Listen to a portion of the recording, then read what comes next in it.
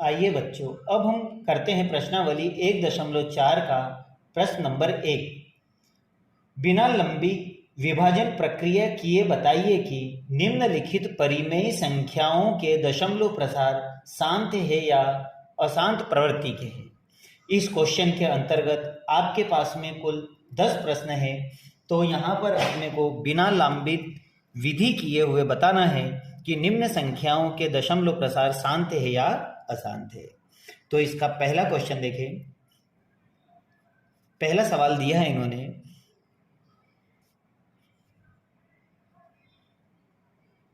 13/3125। मुझे इसे बिना डिवाइड किए बताना है कि यह दशमलव प्रसार शांत है या अशांत है।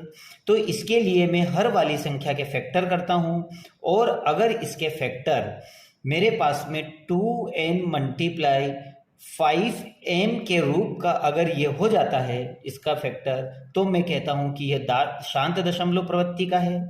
और अगर इसके फैक्टर 2n × 5m के अतिरिक्त और कोई भी इसके फैक्टर अगर आ जाते हैं, तो मैं कहता हूं कि यह एक अशांत प्रवृत्ति का फैक्टर है। तो मुझे यह देखना है कि इसके फैक्टर 2n × 5m के रूप के होते हैं या नहीं।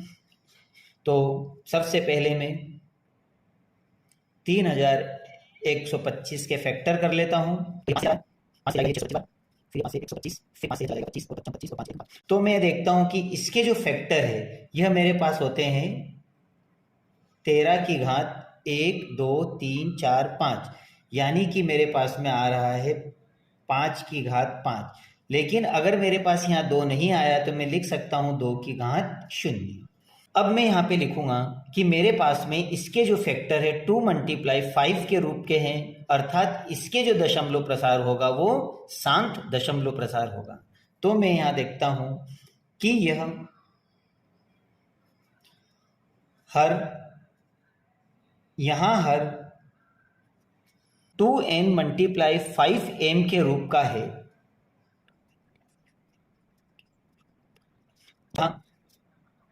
जहां n इक्वल है आपके पास 0 और m इक्वल है आपके पास में 5 है। इसलिए दी गई परिमेय संख्या का दशमलव प्रसार शांत होगा।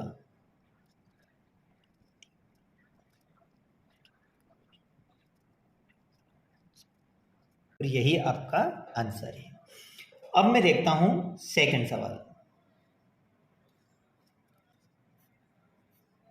17/8। ठीक इसी सवाल की तरह मैं यहां पर 8 के पहले फैक्टर कर लेता हूं। तो 8 के फैक्टर होते हैं मेरे पास में 2 से जा रहा है, 2 × 8, 2 × 4 और 2 × 2। तो मैं देख रहा हूं यहां पर कि 8 के फैक्टर होते हैं मेरे पास 2 की घात 3 × 5 की घात 0। तो मैं यहां पर क्या देखता हूं? मैं यहां पर देखता हूं कि यह 2n × 5m के रूप का है, जहां पर n मेरा 3 है और m मेरे पास 0 है। इसलिए दी गई संख्या का दशमलव प्रसार शांत होगा।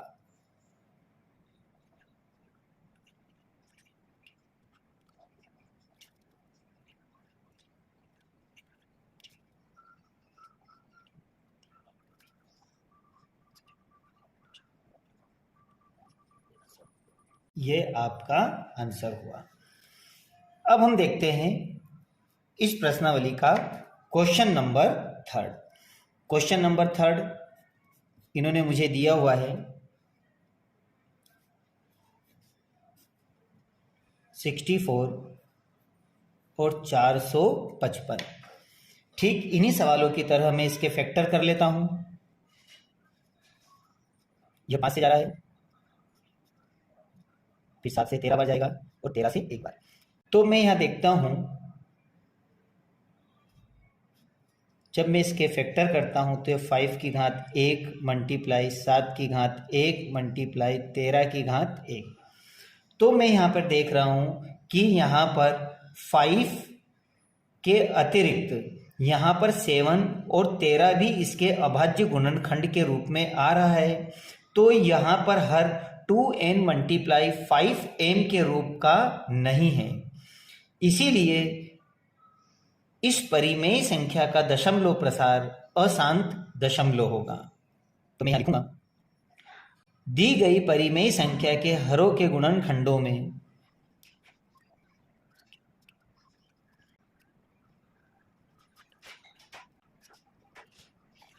यहाँ इसके हर के गुणनखंडों में 7 और 13 है, इसलिए यह 2n मल्टीप्लाई 5m के रूप का नहीं है। अतः दी गई परिमेय संख्या का दशमलव प्रसार अशांत होगा।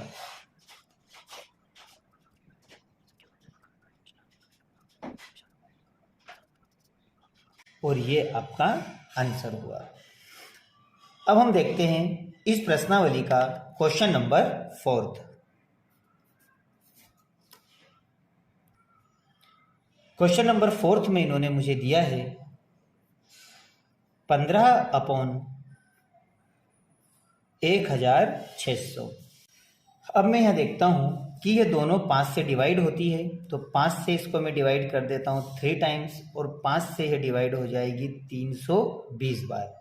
तो मेरे पास में एक नई परिमेय संख्या बनेगी जिसका मान होगा 3/320। अब मैं यहाँ 320 के फैक्टर कर लेता हूँ, तो 320 के मेरे पास फैक्टर होंगे, ये 2 से जा रहा है 160 बार, फिर ये 2 से चला जाएगा 80 बार, फिर ये 2 से जा रहा है 40, फिर यह जाएगा 20 बार, फिर यह जाएगा 10 बार, और फिर सॉरी 2 से जाएगा, और फिर ये 2 से जाएगा 5 बार, और फिर ये 5 से जाएगा 1 बार। तो मैं यहाँ इसके फैक्टर देखता हूँ कि 3/320 के मेरे पास जो फैक्टर होंगे उसके फैक्टर क्या हो रहे हैं, 1 2 3 4 5 6, यानी कि 2 की घात मेरे पास बनेगी 3/2 मल्टीप्लाई 5 की घात 1, जो मेरे पास में यह 2n मल्टीप्लाई 5m के रूप का है। तो मैं यहाँ लिख सकता हूँ कि यहाँ हर 2n मल्टीप्लाई 5 के m के रूप का है, जहाँ पर n मेरा 6 है और m मेरे पास में 5 है, इसलिए दी गई संख्या का दशमलव प्रसार शांत होगा। तो यह आपका शांत दशमलव प्रसार होगा। तो यहाँ से देखकर इस सवाल को कर ले। अब अपन करते हैं क्वेश्चन नंबर 5। क्वेश्चन नंबर 5 इन्होंने दिया है 29/343। मैं जब यहाँ पर 343 के इसके फैक्टर करता हूँ, तो 343 के मेरे पास में फैक्टर होते हैं, ये 7 से डिवाइड हो रहा है, 7 से होगा 7 चौक 28 6 और ये 7 से चला जाएगा 7 7 49 और 7 एकम 7। तो इस तरह से इसके फैक्टर हो रहे मेरे पास 29/7 की घात 3। अब मैं यहाँ पर क्या देखता हूँ कि दी गई संख्या में हर के गुणनखंडों में 7 है, इसलिए यह 2n मल्टीप्लाई 5m के रूप का नहीं है, अतः दी गई संख्या का दशमलव प्रसार अशांत होगा। तो आप यहाँ पर देखकर इसे लिख लें। उसी तरह से अब हम करेंगे क्वेश्चन नंबर 6। तो क्वेश्चन नंबर 6 में इन्होंने मुझे संख्या दी है 23/2 की घात 2 मल्टीप्लाई 5 की घात 2। अब मैं यहाँ पर क्या देखता हूँ कि यहाँ यह 2n मल्टीप्लाई 5m के रूप का है इसका गुणनखंड, अर्थात यह शांत दशमलव होगा। तो यहाँ पर आप क्या लिखोगे, इसके तो फैक्टर करने की भी आवश्यकता नहीं है क्योंकि खुद ही अभाज्य गुणनखंड के रूप में दिए हुए हैं। तो अब आप यहाँ लिखोगे कि यहाँ हर 2n मल्टीप्लाई 5m के रूप का है, जहाँ n हमारा 2 है और m हमारा 5 है, इसलिए दी गई संख्या का दशमलव प्रसार शांत होगा। अब हम करेंगे क्वेश्चन नंबर 7।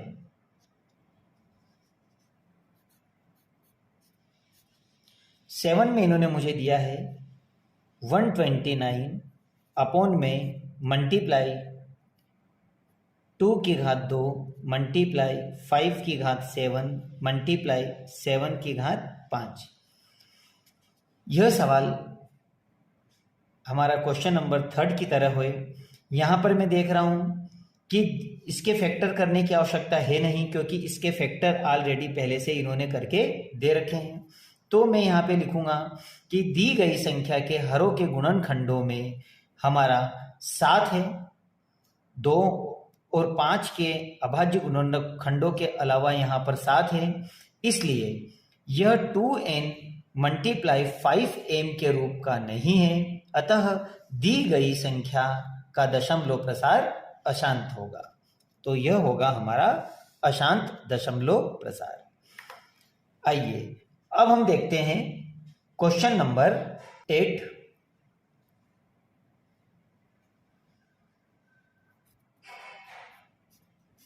क्वेश्चन नंबर 8 है मेरे पास 6/15। 6/15 में जब मैं 15 के इसके देखो 3 से डिवाइड हो रहा है, तो पहले इसे 3 से डिवाइड करें। 3 3 3 दूनी 6 और 3 पंजे 15।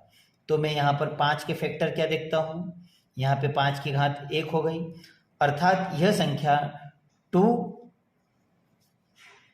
इसको मैं इस तरह भी लिख सकता हूँ, तो 2 की घात 0 मल्टीप्लाई 5 की घात n। तो यह किस रूप में हो गया, 2n मल्टीप्लाई 5n के रूप में हो गया, जहां पर n मेरा 0 है और m मेरे पास में 1 है, इसलिए दी गई संख्या का दशमलव प्रसार मेरा शांत होगा। तो मैं यहाँ लिखूंगा, यहाँ पर हर 2n मल्टीप्लाई 5m के रूप का है, जहां n मेरे पास में 0 है तथा m मेरे पास 5 है, इसलिए दी गई संख्या का दशमलव प्रसार शांत होगा। आइए अब हम करते हैं क्वेश्चन नंबर 9। क्वेश्चन नंबर 9 में दिया है इन्होंने मुझे 35/50। यह दोनों ही 5 से डिवाइड हो रहे हैं, तो पहले इन्हें 5 से डिवाइड कर लें। तो जब इन्हें 5 से डिवाइड करोगे तो ये हो जाएगा 535 और 5 एकम 5। अब मैं जब ये 10 के फैक्टर करता हूँ तो 10 के फैक्टर मेरे को क्या मिलते हैं, 2 से मिल रहे हैं 5 बार और 5 से मुझे मिल रहा है 1 बार। अब मैं यहाँ पर देखता हूँ कि जब मैं 7 में 10 के फैक्टर लिखता हूँ तो 2 की घात 1 और 5 की घात 1। तो मैं यहाँ पर क्या देख रहा हूँ कि यहाँ पर जो हर है वो 2n मल्टीप्लाई 5m के रूप का है, इसके अलावा यहाँ पर कोई उभयनिष्ठ गुणनखंड नहीं है। जहाँ पर n मेरा 1 और m मेरा 1 है, इसलिए दी गई संख्या का दशमलव प्रसार शांत दशमलव प्रसार होगा। तो मैं लिख सकता हूँ कि यहाँ पर हर 2n मल्टीप्लाई 5m के रूप का है, जहाँ n 0 तथा m 5 है, इसलिए दी गई संख्या का दशमलव प्रसार शांत दशमलव प्रसार होगा। अब इस प्रश्नावली, इस क्वेश्चन का हम आखिरी क्वेश्चन नंबर 10 करते हैं। क्वेश्चन नंबर 10 दिया है इन्होंने मुझे 77/210। यह दोनों ही कटरी है, इसे हम डिवाइड करते हैं 7 से। तो इसे डिवाइड करने पे आता है 7 एकम 7 और 7 एकम 7, 7 और 7 14 7 21। अब मैं जब इसके फैक्टर करता हूँ 30 के, तो इसके फैक्टर मेरे को किस रूप में मिलते हैं, 2 से मिलेगा 15 बार, फिर ये जाएगा 3 पंजे 15 और 5 एकम 5। तो इस तरह से इसके मेरे पास फैक्टर आते हैं 2 की घात 1, 3 की घात 1 और 5 की घात 1। यहाँ पर देखता हूँ कि दी गई संख्या के हरों के गुणनखंडों में 3 है, जबकि 2 और 5 के अलावा कोई उभयनिष्ठ गुणनखंड नहीं होना चाहिए। अब यहाँ पर इनके गुणनखंडों में 3 आ गया है, इसलिए यह 2n मल्टीप्लाई 5m के रूप का नहीं होगा। अतः दी गई संख्या का दशमलव प्रसार भी अशांत होगा। तो इस तरह से हमने ये 10 सवाल कर लिए हैं, आप इन्हें अच्छी तरह से कर लें। आइए बच्चों, अब हम प्रश्नावली 1.4 का क्वेश्चन नंबर 2 करते हैं। ऊपर दिए गए प्रश्नों में उन परिमेय संख्याओं के दशमलव प्रसारों को लिखिए जो शांत है। प्रश्न नंबर 1 में जो शांत दशमलव प्रवृत्ति के सवाल थे उन्हें हमें दशमलव रूप में लिखना है। तो हम क्वेश्चन नंबर 1 जो हम पूर्व में कर चुके हैं, हम देख लेते हैं कि ऐसे कौन कौन से सवाल है जो शांत प्रवृत्ति के हैं। तो उनमें मेरे पास में सवाल थे पहले नंबर का, फर्स्ट नंबर का सवाल था मेरे पास में 13/3125 सेकेंड नंबर पे, और थर्ड नंबर पे था मेरे पास में 15/1600, और चौथे नंबर पर है मेरे पास में 23/2 मल्टीप्लाई 3 और 5 की घात 2। पांचवें नंबर पे था मेरे पास 6/15, और छठे नंबर पर है मेरे पास में 35/50। तो ये हम पूर्व में सवाल देख चुके हैं कि यह सवाल हमारे शांत आवृत्ति के थे। अब इसे हमें दशमलव प्रसार रूप में लिखना है। तो दशमलव प्रसार रूप में लिखने के लिए हम इस हर वाली संख्याओं को 2n मल्टीप्लाई 5m के रूप में कन्वर्ट करेंगे, जो पिछले सवालों में हम इनके फैक्टर कर चुके हैं। तो मैं यहाँ पहला सवाल लेता हूँ।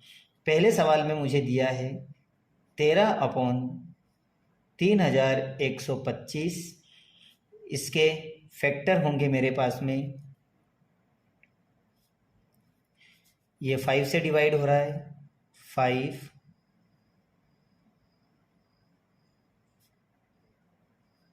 यह 5 बार होगा। तो मैं इसको इस तरह से भी लिख सकता हूँ कि 13/5 की घात 5।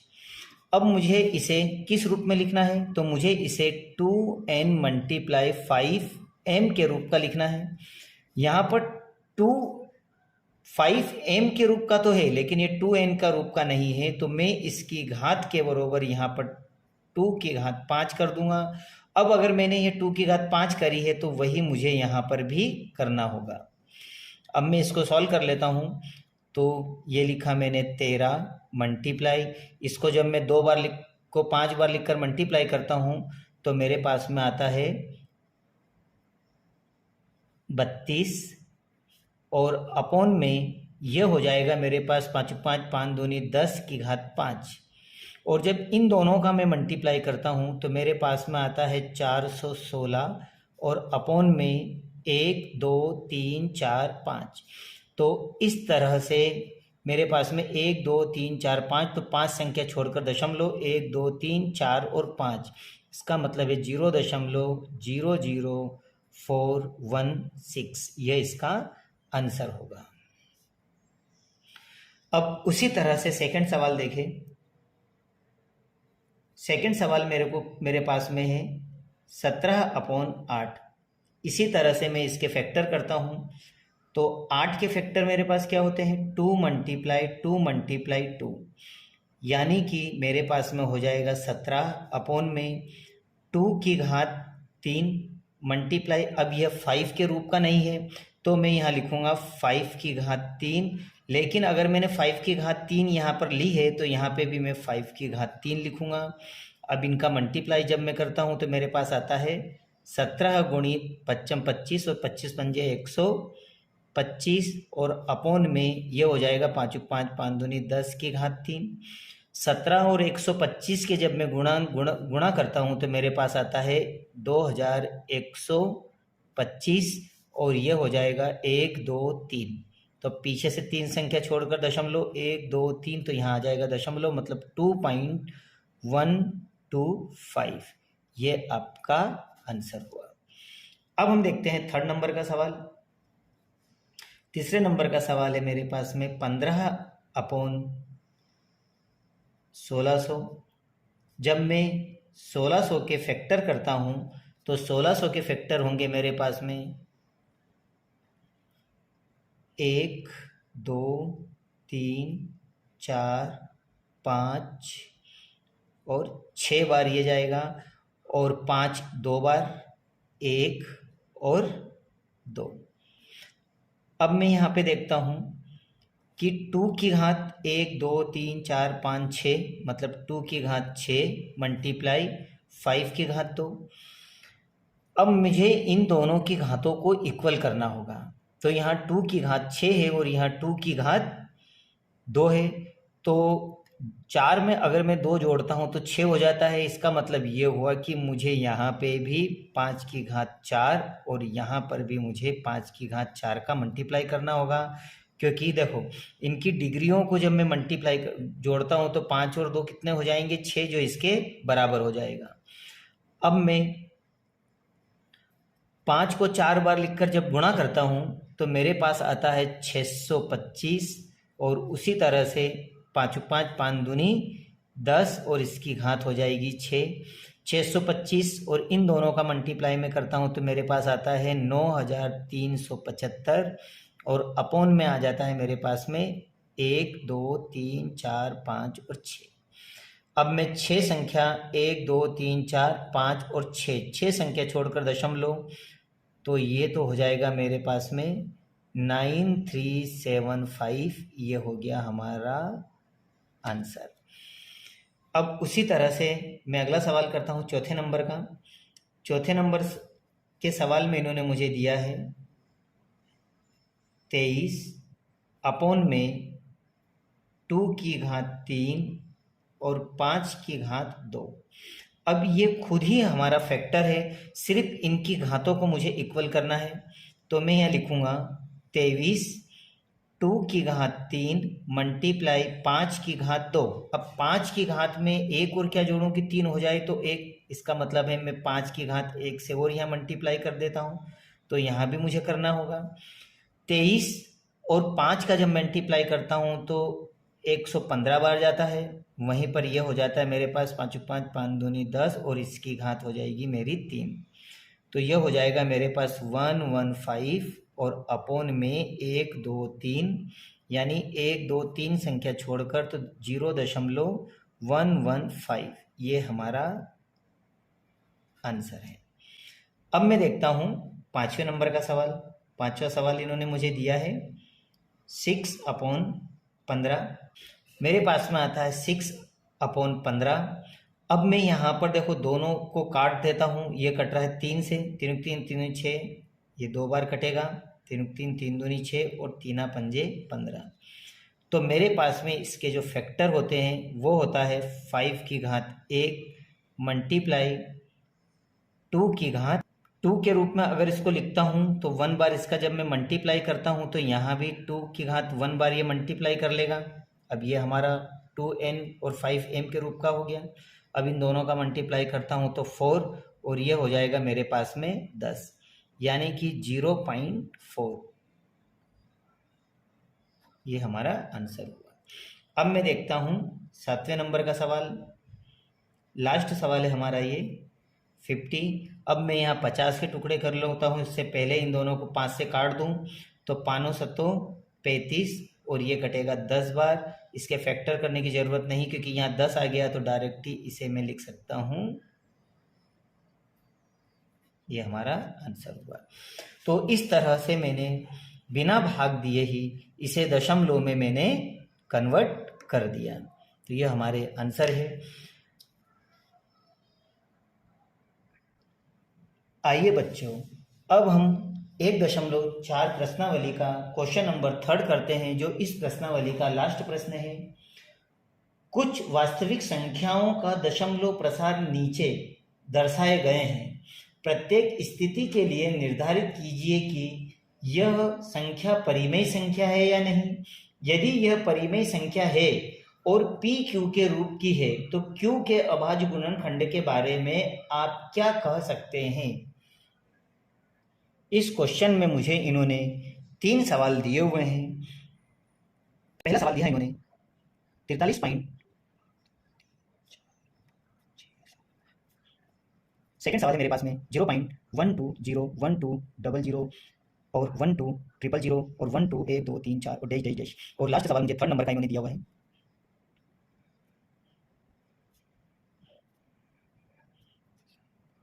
तो इसके ऊपर है बार। अब मैं यहाँ पर पहला सवाल देखता हूँ। पहला सवाल इन्होंने मुझे दिया है 43.12345678 यह मुझे दी गई संख्या है।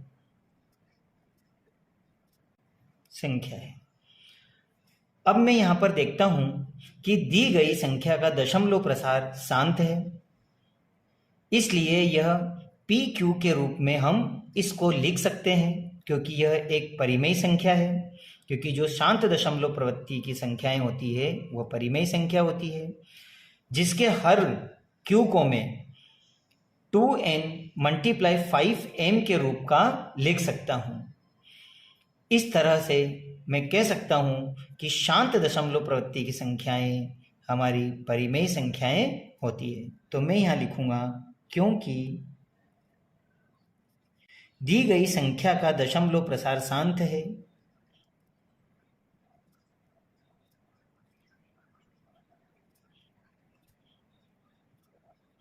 है, इसलिए यह PQ के रूप की परिमेय संख्या है,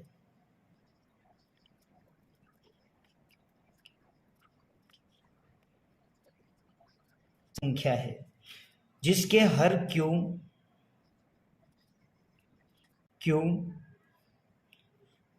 2n मल्टीप्लाई 5m के रूप का है, जहां n और m ऋणात्तर पूर्णांक है।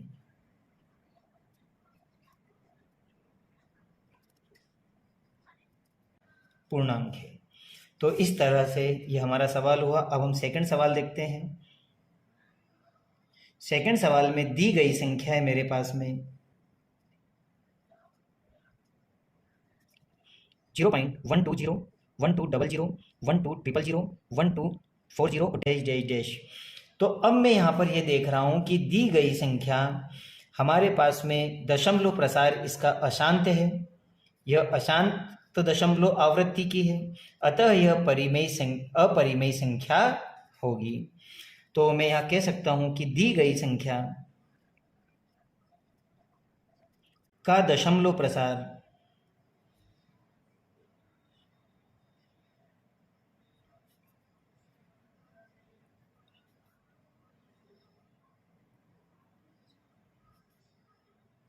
अशांत है, इसलिए यह संख्या अपरिमेय संख्या है।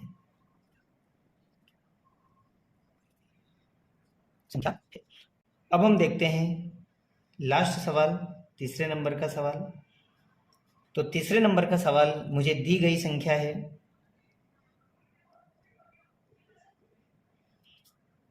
43.123456789 बार। तो मैं यहाँ पर यह देखता हूँ कि यह संख्या भी हमारी अशांत दशमलव प्रवृत्ति की संख्या है। तो इस तरह की संख्या जब मेरे पास में अशांत प्रवृत्ति की होती तो मैं इसे PQ के रूप में नहीं लिख सकता हूँ, और ना ही यह 2n मल्टीप्लाई 5m के रूप की होगी। ठीक इसी तरह तो मैं लिख सकता हूँ कि दी गई संख्या का दशमलव प्रसार अशांत है, यह संख्या अपरिमेय संख्या है, और इस तरह से आपका ये आंसर आ जाएगा। ठीक यही लाइन हमें यहाँ लिखना है। उम्मीद है कि ये लेसन आपको बहुत अच्छी तरह समझ में आएगा होगा। अब हम नेक्स्ट लेसन 2 में मिलेंगे।